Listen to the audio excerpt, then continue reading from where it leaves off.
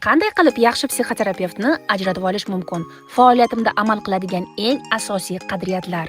Psixoterapevt sizni muhokama qilishga haqli emas. U sizni agressiyalaringiz, qo'rquvlaringiz, kuchsizliklaringiz bilan qabul qiladi. Bunaqa qabul qilish davolovchi shifo effektiga ega va sizni hayotingizni boshqatdan tafakkur qilib, avvallari oxirigacha sifatli kechira olmagan tuyg'ularingizni qayta kechirishga yordam beradi. Psixoterapevtlar sizga haddan tashqari e'tiborlidir. U faqat siz gapirayotgan gapingizni emas, balki buni qanaqa qilayotganingizni e'tiborga oladi. Sessiya onlayn bo'lgan taqdirda ham terapevt juda ko'p narsalarga ahamiyat beradi. Sizni pozangiz, sizni mimikangiz, yuz ifodangiz, harakatlaringiz, jestlar hammasiga va buni hammasini muhokama uchun material sifatida foydalanadi.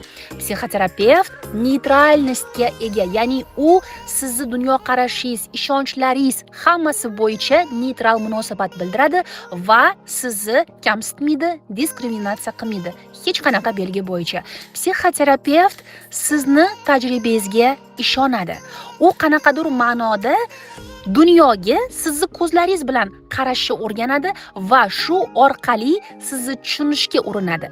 Sizga qanday qilib yaxshi yordam berish mumkinligini o'rganadi. Ruhiy muammolaringizni hal qilish uchun mutaxassis qidirayotganingizda mana shu kriteriyalarga ahamiyat bering.